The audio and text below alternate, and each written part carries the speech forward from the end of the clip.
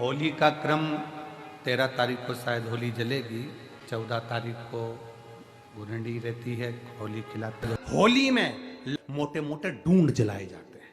डूंडा की राख तैयार होती है, उसका कालापन जो तैयार होता है उसको उठाकर ले आए और कपड़े में उसको छान कर राख तैयार कर कर 3-4 बार छानने के बाद उस भस्म को 12 बजे से 1 बजे के बीच में शिव जी को समर्पित कर देता है और उस भस्म को उठाकर उसमें घी मिलाकर मस्तक पर तिलक लगाकर चले जाता है। वो जिंदगी में कभी हार नहीं सकता, विजय ही पाकर आता, उसकी कभी हार नहीं हो सकता।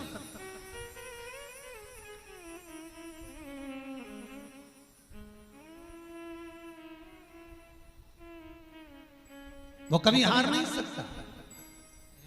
शिव महापुराण की कथा कहती है वो भस्म विजयता को प्रदान करती है। आपको किसी से नहीं करना, किसी के हाथ नहीं जोड़ना, केवल वो भस्म का तिलक लगाकर जिससे आपका काम निकालना है उसके सामने पहुंच जाइए, आपको सुख का अनुभव हो जाए, कार्य सिद्ध। तो भस्म इतनी प्रबल होती है। शरीर में बहुत बड़ा रोग हो गया, छूटने को तैयार नहीं है, बड़े बड़े इलाज करवा लिया, बहुत दिखा लिया, बहुत सब दूर इलाज करवाया, सब दूर दिखाया, पर मिटने को तैयार नहीं है। तो फिर अबीर का प्रयोग, एक चावल का दाना, एक श्वेत पुष्प और अबीर भगवान शंकर को समर्पित कर धीरे धीरे धीरे धीरे शरीर का रोग अपने आप समाप्त होना प्रारंभ हो जाए। पूरी कहानी गलत बताई। अगर दुनिया के लोग सही कहानी बताते तो भतीजा और बुआ का संबंध खराब नहीं होता। कहानी गलत थी ना।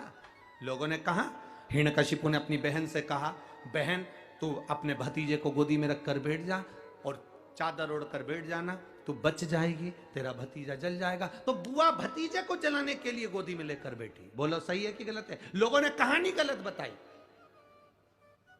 होली का लोगों ने कहा उसने अपने भतीजे को जलाया। पहले तो होलिका का नाम तो निकालो कि होलिका का नाम क्या है।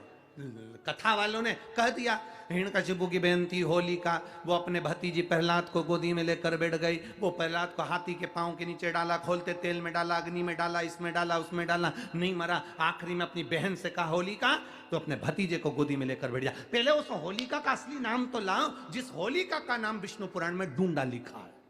क्या नाम लिखा है? डूंडा। होलिका का असली नाम लिखा है विष्णु पुराण में डूंडा। इसलिए आज भी होली में लकड़ी नहीं जलाई जाती, मोटे मोटे डूंड जलाए जाते हैं, क्योंकि उसका नाम डूंडा है। और डूंडा बैठी अग्नि में, भतीजे को गोदी में लेकर बैठ गई। उसके पास में एक ब्रह्मा जी की चादर थी, जिसको ओढ़ कर बैठ जाती थी तो आगी में जल नहीं सकती थी। डूंडा ने देखा चारों तरफ से आगी लग गई, मेरा भतीजा जल जाएगा। तो बुआ को लगा मेरा भतीजा जल जाएगा। बुआ वो होती है जो दुआ देती है, बुआ कभी बद्दुआ नहीं देती है। और डूंडा ने अपनी चादर को उतारा, आगी चारों तरफ से लग गई। बुआ को लगा मेरा भतीजा जल जाएगा, तो अपनी चादर उतार कर अपने भतीजे पे डाल दी और बुआ खुद जल गई, पर अपने भतीजे को नहीं जलने दिया। ये कथा है, पर लोगों ने उसको पूरी पलट दिया, पूरा पलट। बुआ कब जलाई अपने भतीजे को? होली का क्रम 13 तारीख को शायद होली जलेगी, 14 तारीख को गुरंडी रहती है, होली खिलाती है।